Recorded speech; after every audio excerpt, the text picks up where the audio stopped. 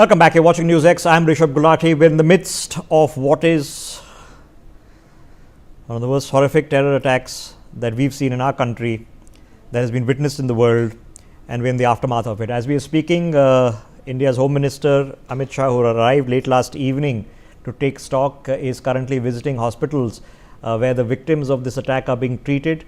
There you have it. Those are the latest visuals coming in. He is expected to be leaving shortly. We know the Prime Minister has returned, cut short his trip to Saudi Arabia. Brian, my colleague, is on the ground, who's been reporting this from Srinagar. Brian, we know that a lot of people have been taken to hospitals all over the area. How many of them are in Srinagar, and what is the Home Minister's schedule for the day? Well, Rishabh, definitely, Amit Shah, yesterday he came to Srinagar to take a stock of the situation. Earlier in the morning itself, there were many patients, many who were deceased also. There were around 26 people who unfortunately lost their lives in the very terror attack. They were taken to PCR where Amit Shah went. There was a wreath-laying ceremony. Along with him, there was the LG, there was the DG. Even the Chief Minister Omar Abdullah was also there. And then post that, he also met the injured people also who were taken to the army hospital. And just a while back, just a while after, he went to the Anantnag hospital also to meet the injured and to also, visit and talk to them and to take a cognizance of the situation.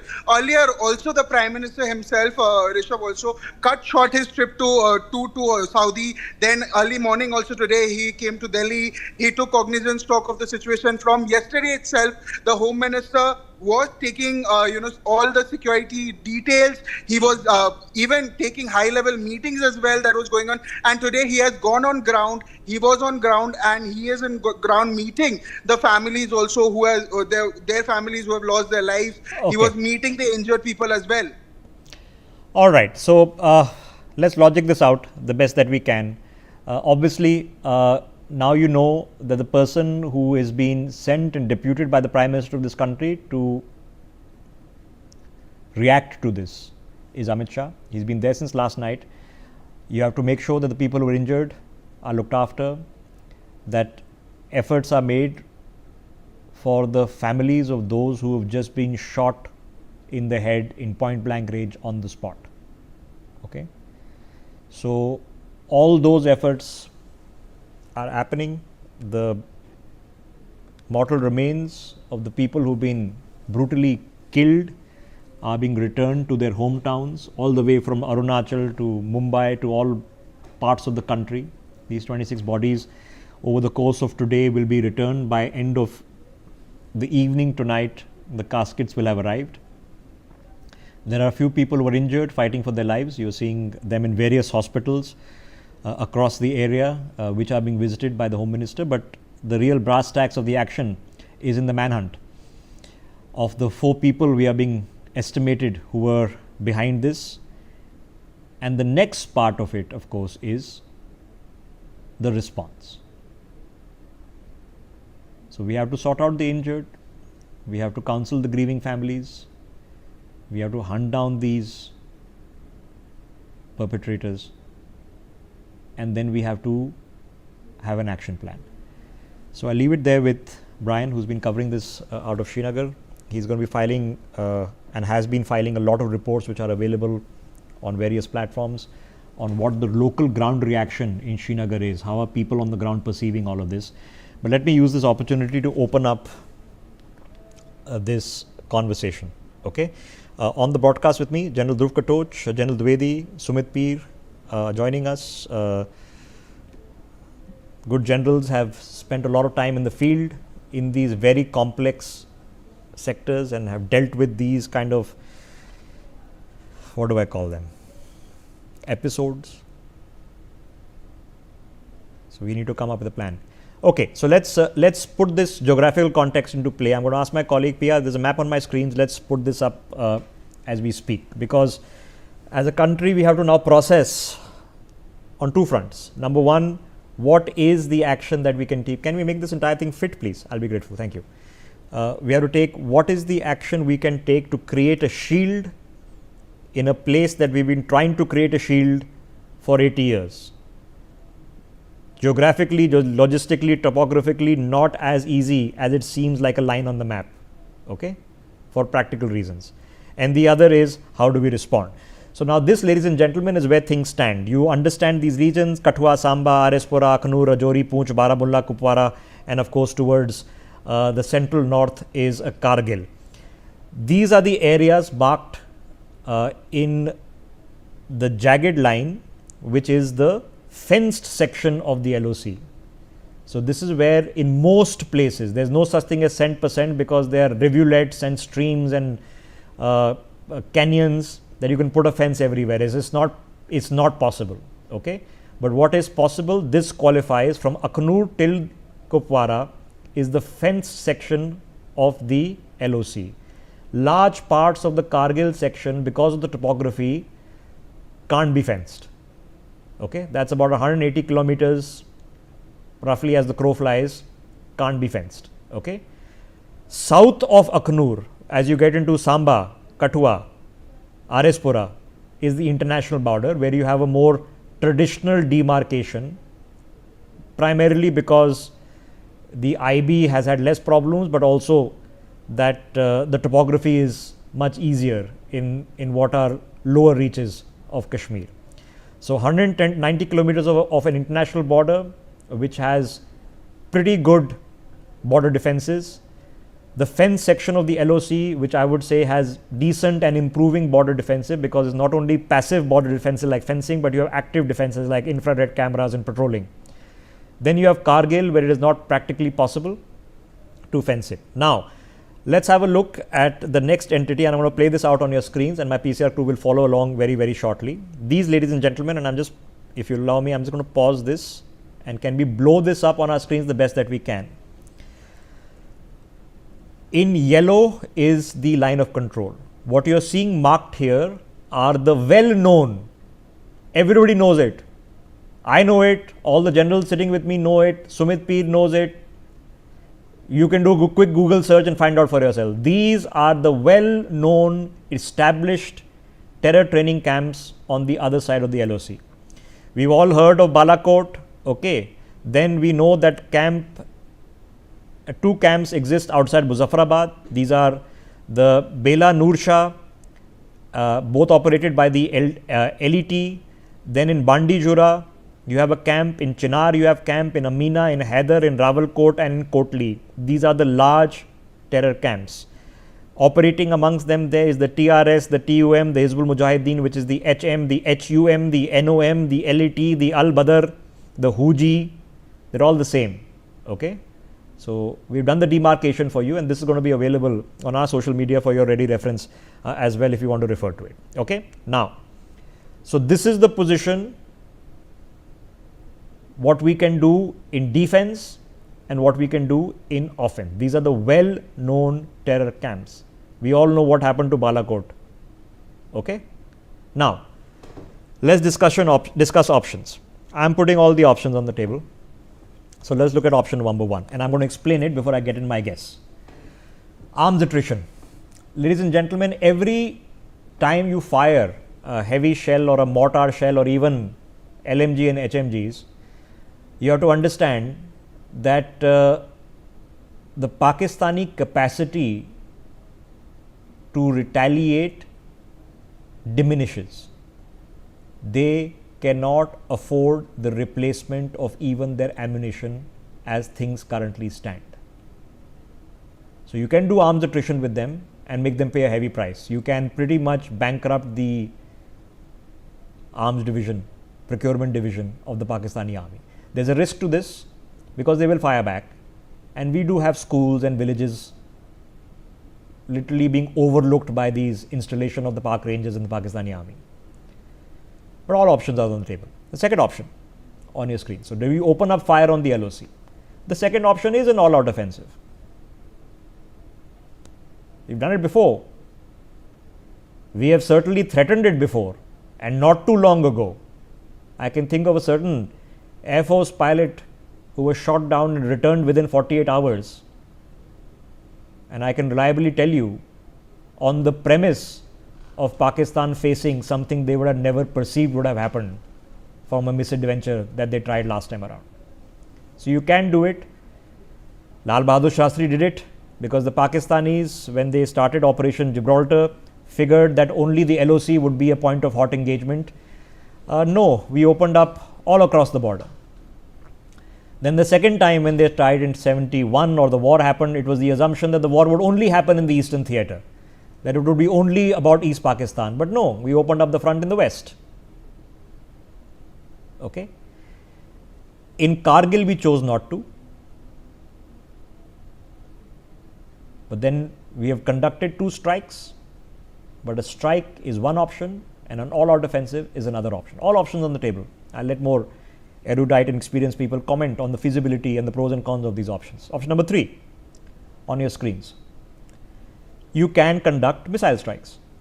Now, in this day and age, it can be a drone strike or missile strike, but something which would be an unmanned vehicle where you can take out these known camps. And trust me, I have given you the public knowledge. Okay, privately, military intelligence has a very accurate idea of who is doing what. We have all the satellite technology that you can name, pointed, tracking these people live. Okay, so we know what's going on. It's an option, and we have to make a decision of what we do. Okay, pros and cons to this option as well. Then option number 4 rather on your screens. If you go a step further, is airstrikes. Now, the difference between a missile strike and an airstrike is an airstrike means that you have to physically send aircraft either near the LOC or even beyond it, like we have potentially done in the past, and take out targets. I am going to present an unconventional option number 5 for your digestion and for the digestion and conversation of my guests, which is the Pakistani army. Now, all of us know that the Pakistani army not only runs the state of Pakistan, the security of Pakistan, but runs about 40 to 50% of Pakistan's private sector GDP under the Fauji Corporation. Now, you can potentially, this is not an overnight strategy, but you can potentially do to the Pakistani army what the Americans did to the Republican Guard of Iraq and the Revolutionary Guard of Iran. What does that mean? That means that these individuals, their generals, their chiefs, are unable to travel abroad. They are unable to hold foreign bank accounts. Their properties in Dubai and Macau and Hong Kong and London suddenly vanish. Their ability to do commercial transactions vanish. The ability of the Fauji Corporation to receive investments and do commercial transactions can get destroyed. Believe it or not, this would hurt the Pakistani army more than discharging a few rounds of MMG on the LOC. So now let's open this up. Joining us on the broadcast, Major General G. Dwivedi is with us. I can see Sumit Peer, as I've already introduced him, is joining us on the broadcast, and General Dhruv Katoj is with us. General Dwivedi, now I'm going to put aside for a moment the actualities on the ground, and I'll come and discuss that with you later, because the immediate priority, of course, is the manhunt. We have to catch these guys. Okay, and I can assume that the areas have been sealed, and now we'll be, after you make a net, you'll be drawing it down to trap them somewhere in the center, and some update from either DGMO or MHA or somebody is going to come our way shortly. Hopefully it is news that these people have been eliminated. But those are the people who are sent to cause mayhem. They are part of a larger bandwidth. If we keep trying to take care of the symptom, we will never eliminate the disease. Now, after our experiences in Uri and beyond, sir, what are the options on the table? General Dwivedi. Well, Vishnu, first and foremost, I think my compliments to you that you analyzed the whole situation very professionally and I think very pragmatically.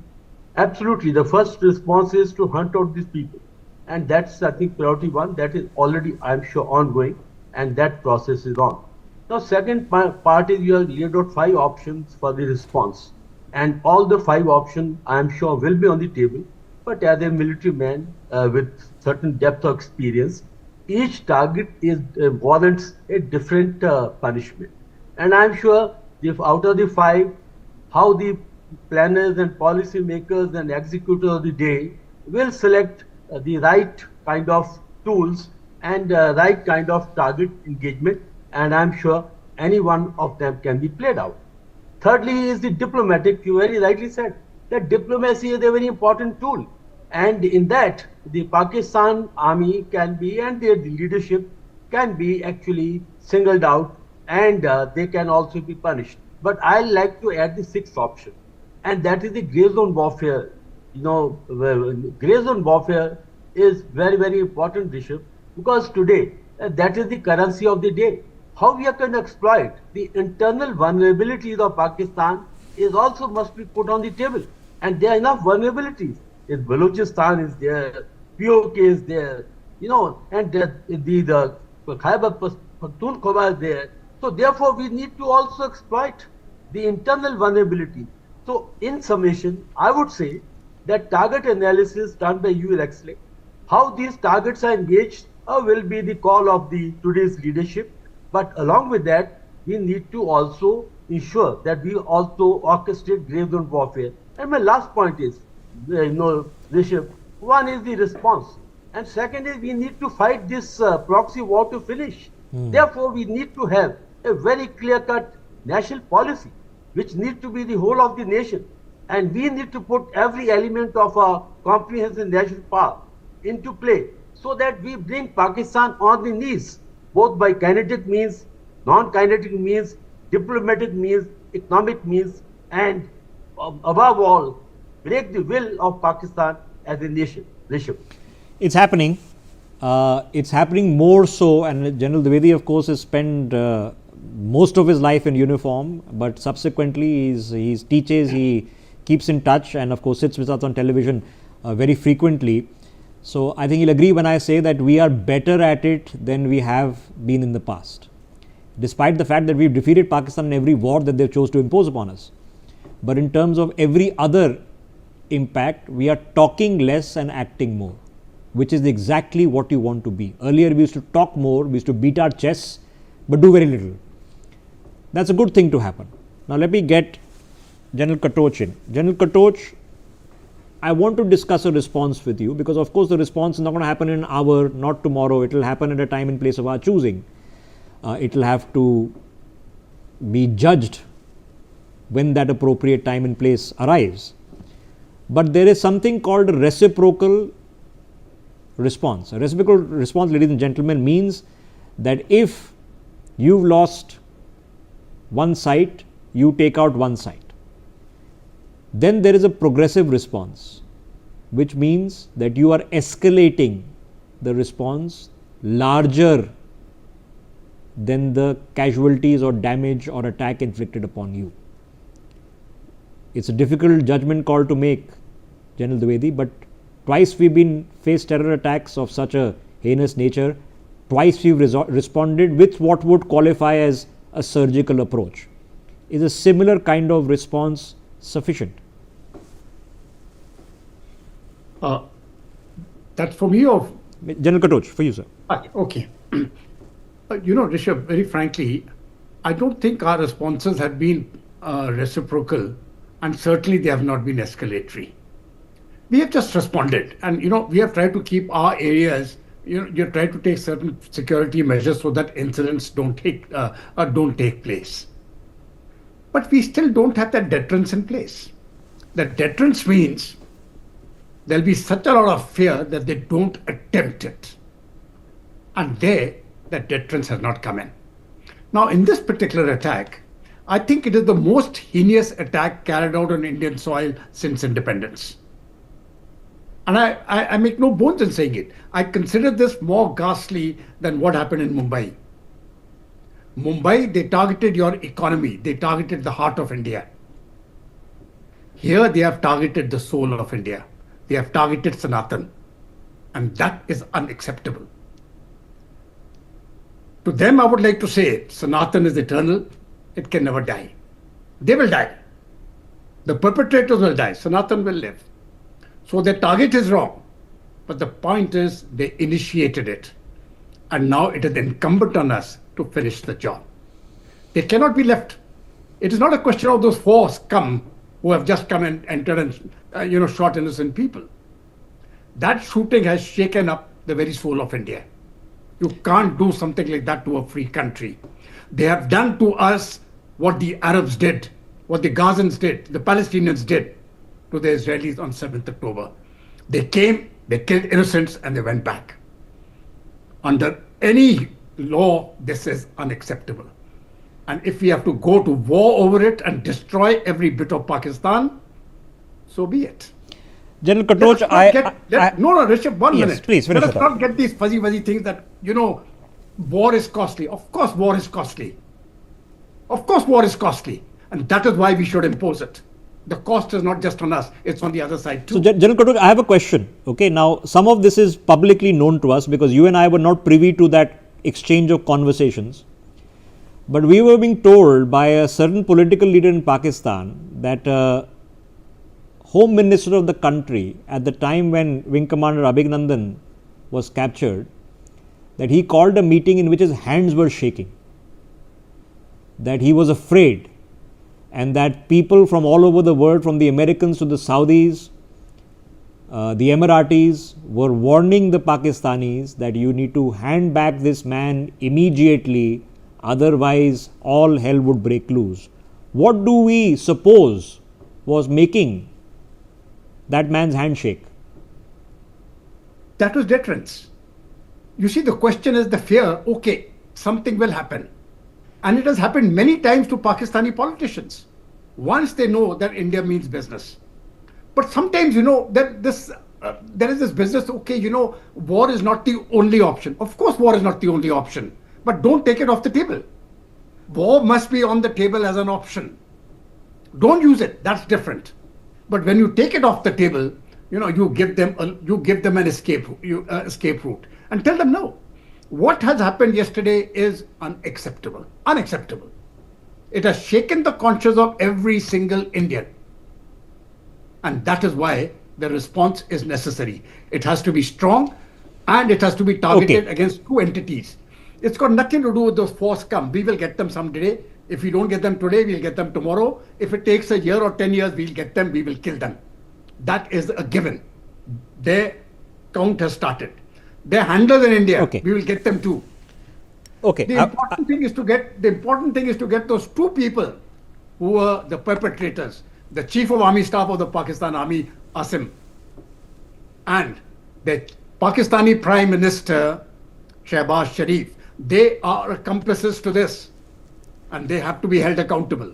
It's very simple to say that India can impose sanctions on these fellows. It won't really work. But India can declare Pakistan a terrorist state. One, declare them a terrorist state. And number two, ensure that all treaties which we have signed with them are null and void, including the Indus Water Treaty. Make a start. Let me get Sumit please, because I want to establish this because this has been debated in the past, at least when I was growing up. Sumit, we've always been told that when things like this happen, response has to be reciprocal and proportionate.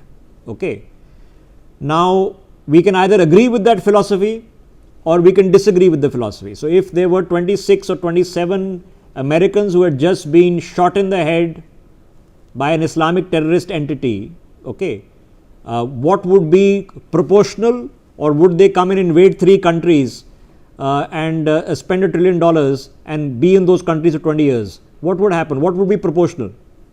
Proportional will be you have to eliminate the source of terror, the source of trouble, the source where it can come again. And that is what we have been missing with Pakistan and not doing it. The mullah military nexus and the politician who is an incidental byproduct of that has to be eliminated. There is no difference today between the Pakistani army, Houthis, Hezbollah, or for that matter, Islamic Jihad or Hamas. This kind of attack has a Hamas trademark on it, Rishabh. There was a couple of days back when the Hamas chief of Iran was in POK. This Lashkar-e-Toiba, Jaish-e-Mohammed and all gave him the way. Pakistan gave him the way. There was a big stadium which he was there. He was addressing the people how to do the genocide. This picking up the people, identifying the people by their religion, then eliminating them and telling the survivor, Jaake Modi ko bol dena. This is a very clear message to us. And if we let this infrastructure and ecosystem go on, we'll have more of such attacks. Dismantling their 3 organizations are there. Fauji, Bahriya and Asgari. All doing around $36 billion each, all having a margin profit around $6 billion. So that is their $100 billion of revenue and around $20 billion of profit. They have to be decimated. But the issue is Pakistan's fundamental capacity to attack. If you have to settle this for good, it won't settle by Hafiz Sayyid or Lashkar-e-Toiba or Salahuddin. They will have new options coming up. You have to take care of GHQ Rawalpindi because that Okay, is where so the Sumit, let me, for the sake of people watching, let me now do it in short questions with all of you guys. Okay, is simply eliminating the four terrorists enough? Yes or no? No. Okay. That is basic Simply going and taking out one of their terrorist camps from where they trained and originated, is that enough? No, sir. That will do nothing. That is like a haircut. Usse kya hoga? Okay. For the people who say that if you create a problem and Pakistan actually collapses, that will be worse for India, should we be afraid of that? Not at all, because if they survive, they will not let you survive. They believe in Ghazwa Hind. They will come bigger, better and stronger, and there will be a day you might not be able to handle them. Don't let people grow beyond your size. Your enemy grow beyond your size. Okay, so just getting the four guys not going to be enough. Let me put the same question to General Dwivedi. General Dwivedi, just capturing the four guys or eliminating the four terrorists who did this, is that going to be enough? Rishabh, these four guys are expendables. They don't mean anything. Not only 4,000 who are sitting inside are expendables. They don't mean anything. We got to actually get to the core of the issue. Core of the issue is Pakistan Army. They need to be given the right treatment on the LOC. I don't think this ceasefire is doing any good to us because it gives them certain amount of immunity. The second point is we need to take them out, the handlers who are sitting inside. Don't worry about these expendables. They don't mean anything. We need to take out the leadership of these outfits, leadership of the Pakistan Army, leadership of the political army. And if Pakistan is to break, we must help it to break faster. And therefore, I am fully that Baluchistan, POK, Khyber Pakhtunkhwa, I think they should be given. So you don't believe with the people who say that if Pakistan fails and collapses, that will actually be 5 more headaches rather than 1 more headache for us. You don't believe with that theory? No, I don't think so. I have a different opinion. I think Pakistan collapses is good because as a nation, I think they are bigger threat. But once they break up, I think we will be able to handle these small entities better than what Pakistan is today. General Katoch, we've heard across the course of the past 24 hours from a lot of Kashmiri locals who run guest houses and run the dhabas and the restaurants and the tourist facilities where these people have been killed. We are told that you cannot win a war if the people are not with you. Can we confidently say that the people are now very much with us? Oh, absolutely. The Kashmiri public, the entire public of Jammu and Kashmir is with India. There's absolutely no doubts about that. I didn't have any doubts about that even earlier. You see, Rishabh, the problem is a small percentage of people who are wielding guns create an image far larger than what they are. And that is what we have to guard against. Unfortunately, there have been elements in the political establishment of Jammu and Kashmir who have sided with the other side. And that spells danger because over the last 30 to 40 years, they have corrupted the administration of Jammu and Kashmir, eroded it completely. That was why it was essential to remove Article 370, to get that administration back on track. It has been 5 long years. A great job has been done. And now this heinous incident has taken place, which we have to address. And as very rightly said by my colleagues, it is important to take down those 4 people. That message has to go. It is important to take down the handlers. That message has to go. But more important, it is to give that deterrence example to the Pakistan military and the Pakistan political establishment. No, there will be a cost. Yeah, there has to be sweat on their brows and their fingers and arms shaking tonight, wondering where the response will come and how severe and massive it will be. For those, General Katoch, who will tell us that all you're doing is warmongering, how do we respond? Well, so be it. If it is warmongering, so be it. So be it. Israel, for their honor, Rishabh, just understand this. Israel, for their honor, they killed 2,000 people, and people are telling me the Israeli response is not proportionate. I said, for God's sake, what are you talking about proportionate? If they come and kill 2,000 civilians, you have to destroy their country. And what the Israelis did was right. They went inside Gaza and they destroyed it. And if they continue, they will continue destroying it. There is no such thing as a proportional response. There is something called deterrence. And that deterrence is what we must impose on Pakistan, the way the Israelis are imposing on the Gazan, on the Palestinian terrorists. Okay, so let me pose my last comment as a question to Sumit before I run out of time. Sumit, it's an unhappy and unfortunate simile that I am going to draw. So forgive me for it. But let me ask you, if in a lovely leafy vale, in a very relaxed and picturesque atmosphere, where newly married people and holiday goers were there with their family members and their children, if 26 Americans had just been shot in the head by Islamic terrorists, how would America respond? America would have sent F-35s there, aircraft carriers will be there, and Tomahawks will be rained like rainwater, and they will have frozen their all the assets, and they would say to the world, either you are with us or you are with them. And Rishabhji, let me add one more sentence. Yesterday, who got killed were chosen, picked Hindus.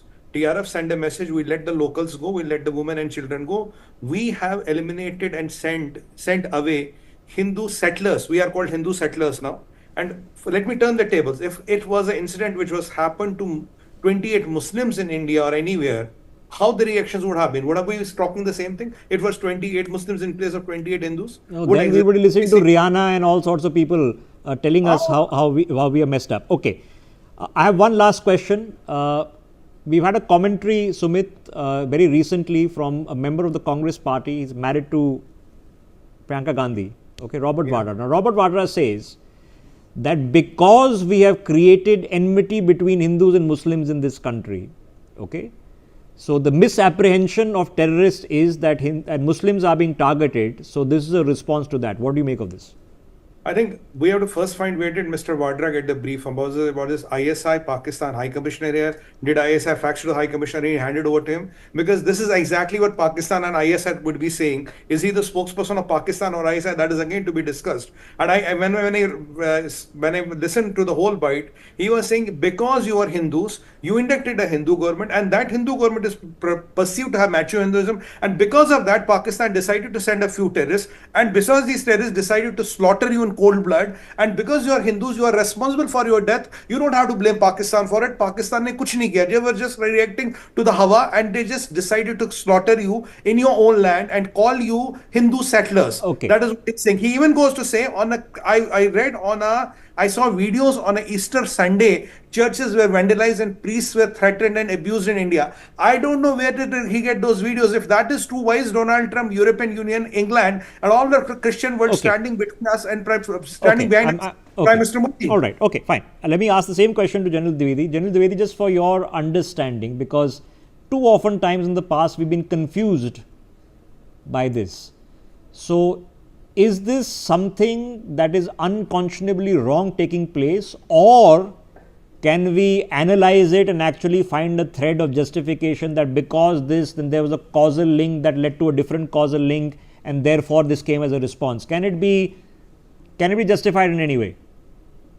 Well, Rishabh, first and foremost, let me tell you, I was a professor and chair at Aligarh Muslim University, and I have interacted with the large cross-section of Indian Muslims. Let me tell you, they are as much Indian as anyone else, and they have a lot of patriotism. I think these are all created by politicians. But as far as India is concerned, I think the Indian Muslims are enjoying as much privileges as anyone else, and they also love their country as much as anyone else. Okay. I think this debate must stop here and now, because the politicians will always try to create something. And my last point is, Rishabh, this is the time now we need to finish this proxy war, and this proxy war needs to be taken right inside Pakistan, and response has to be overwhelming so that Pakistan shakes up. There should be a tsunami amongst the Pakistan military and their political leadership. I agree with you. I agree with you. There is no point doing a half-hearted response. You have to now stop treating the symptoms, you have to treat the disease, and yes, at some point of time there has to be an overwhelming response. I've given you the two examples, all right. It was assumed by the Pakistani establishment, which is the army, that when they tried to invade Kashmir twice, in 47, 48 and then again in 65 that India would not give an overwhelming response, that we'll give a half-hearted response. They were wrong. They made the same mistake in 71, where they thought that the war would be restricted to the eastern theatre. They were wrong. It's only when we reached Lahore, then they realized that, oops, the game is up. Okay. So at some point of time, now when and how, I leave it to the fervent imagination of GHQ Rawalpindi to sweat on tonight. I take a break. See you in a minute.